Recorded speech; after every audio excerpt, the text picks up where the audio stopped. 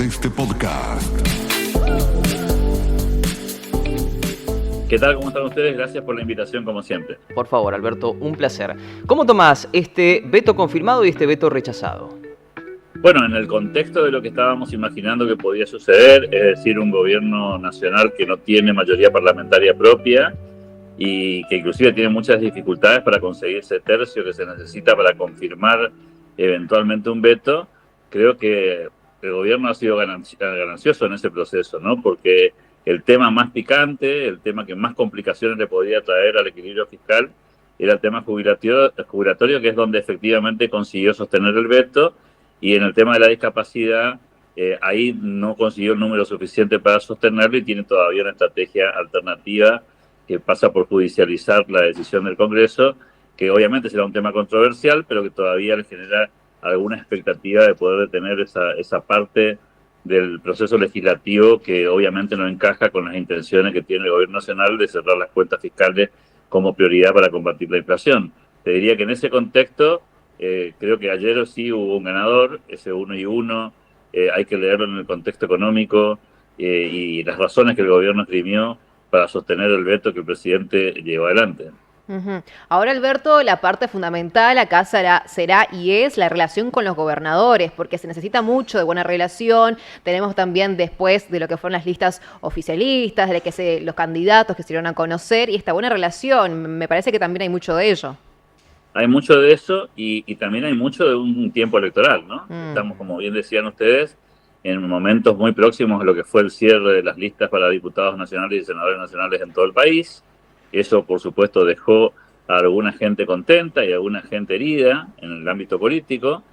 También, por supuesto, es un momento de especulación política en términos de cómo llegan a las elecciones tanto el oficialismo como la oposición. Eso, por supuesto, también es un condimento que no escapa a la discusión. Esto no se da a 2 meses de las elecciones nacionales de casualidad. Esto básicamente tiene un alto contenido político, un alto contenido de oportunismo también, en términos de ponerle al gobierno desafíos complejos que generen costo político para de alguna manera mellar las chances electorales del oficialismo en la elección del 26 de octubre. Digo, no es una discusión ingenua ni infantil la que estamos presenciando en la Argentina, es un debate político en un año político y en un semestre en el que estamos ya en la recta final, porque todos bien saben que el resultado electoral del 26 de octubre va a ser determinante en la Argentina para saber si los argentinos acompañan el rumbo del gobierno o eventualmente lo que plantean es ponerle un stop a esta dinámica. Y en ese contexto se está dando la conversación. Bien decían ustedes, esto habilita a mejorar el vínculo entre los gobernadores y el gobierno nacional, a que haya otro tipo de conversación. Ayer hubo algunos síntomas en esa dirección, tanto a favor como en contra, en la primera votación como en la segunda. No se olviden que en la segunda votación, donde se consigue sostener el veto, no solo se notó la mano del apoyo de los gobernadores que tienen buena sintonía con el gobierno nacional, sino también se notó alguna conversación con otros gobernadores con los que eventualmente no hay tan buen diálogo, pero que colaboraron de otra manera, ¿no? Con algunas abstenciones, algunas ausencias, que no se explicitaron en el voto directo del apoyo al veto presidencial, pero que sí colaboraron visiblemente, no veo casualidades ahí, para que finalmente el resultado haya sido el que vimos ayer. Alberto, en materia de discapacidad, ahora va a depender la suerte del Senado, donde obviamente comienza también el voto a voto. Guillermo Francos ya anticipó de que no hay con qué hacer frente. En el caso de que se confirme, ¿esto iría a terreno judicial? Bueno, es la estrategia que adelantó el presidente de la Nación ya hace algunos meses atrás. Ustedes recordarán cuando salió la ley del Congreso de ambas cámaras, en vistas de lo que podía pasar con un eventual veto, se planteó toda la estrategia. La primera pasaba por esta, vetar las leyes en el máximo plazo que le permitía la legalidad al presidente, es decir, extendiendo al máximo los plazos para poder postergar un poco la discusión. Eso finalmente se dio. Y el siguiente camino pasa por evitar primero que el Senado consiga celeridad y finalmente, si sucede lo que parecería obvio, porque el Senado es la Cámara más adversa para el oficialismo, recordemos que tiene solamente 7 senadores y sobre un total de 72, y aún con los aliados están muy lejos de conseguir el tercio que se precisa para evitar el avance de la ley.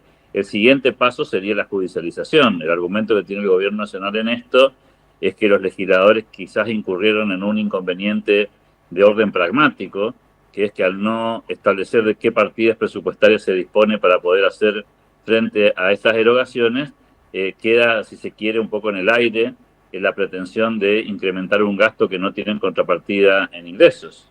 Y esa va a ser seguramente la argumentación jurídica para que, bueno, sea finalmente la justicia la que determine si esta ley es o no es constitucional. Después veremos también allí cómo se dan los plazos de la justicia. Habitualmente la justicia en Argentina suele ser lenta, no suele resolver este tipo de situaciones tan rápidamente. Veremos si en esta ocasión se repite esa historia o si circunstancialmente el Poder Judicial resuelve con velocidad en alguna dirección, ¿no? Validando la ley o eventualmente planteando la nulidad o la inconstitucionalidad por esta cuestión que será el argumento que utilizará el oficialismo para plantarse y evitar que avance la aplicación de esta norma.